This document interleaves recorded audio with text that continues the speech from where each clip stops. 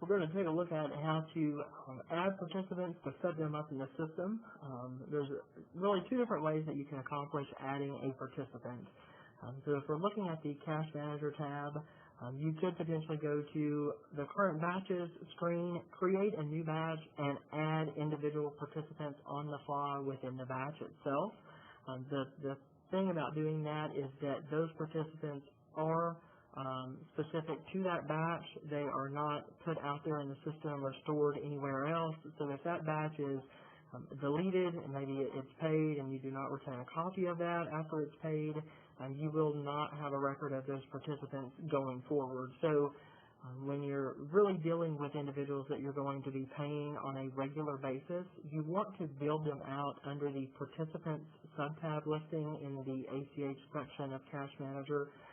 This is going to allow those participants to stay out there in the system, and at any point that you want to build a new batch or a new payroll file, or maybe you did not retain a copy of a template that you typically always use, this would allow those participants to stay out there where you can click and select them from a list to go ahead and add them to the batch without having to manually build each person, key in their name, their social, all of their personal information again. So we're going to go ahead and take a look at the Participants screen under Cash Manager ACH. The initial piece that has to be selected, we do have to select a company. So if we expand the drop-down, you'll notice that there is Universal, and then there's also the Computer Services example that I just set up in the previous recording for Company Setup. If we do have more than one company within this profile, if we have more than one company set up, maybe we have multiple businesses that we're generating ACH files on, you can make your participants specific to the individual company if we know that we're only ever going to pay them from that company.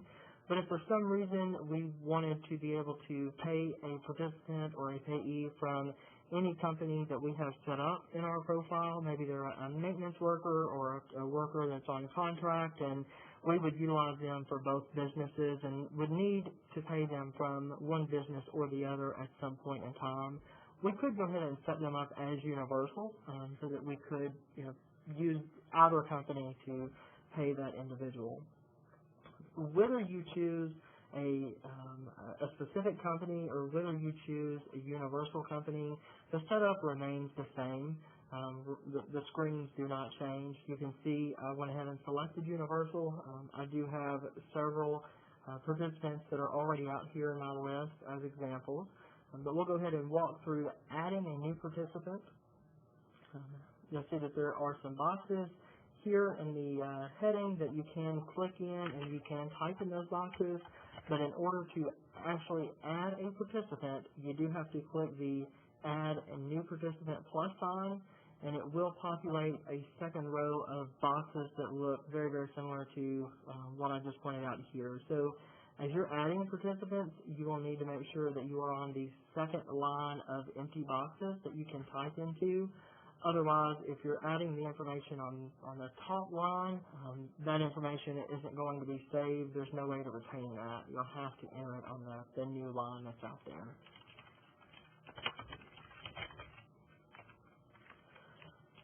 ID, this would be like an employee ID if such a thing existed for your company. Certainly not required. If you don't have it, you don't have to put that in.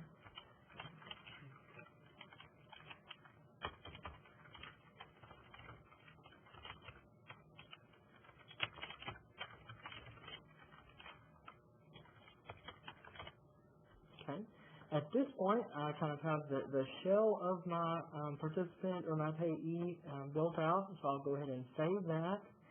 And I do have my participant or payee, I do have them built in the system, but I still need to add an account number to be able to pay that individual so that we can add them to that ACH file.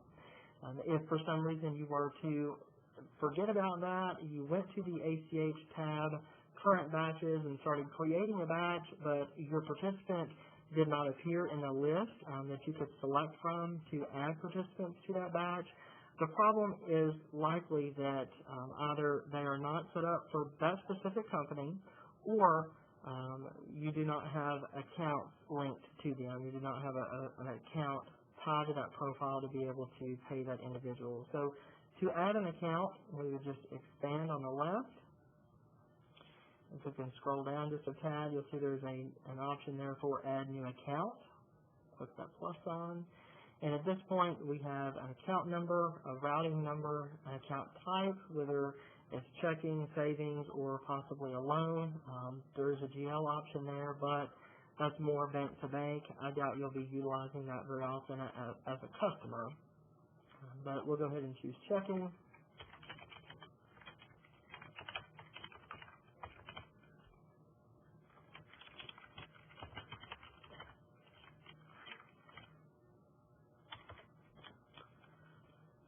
The routing number in the system does require a valid routing number. If we did not use a valid routing number, we would receive an error when we try to save this.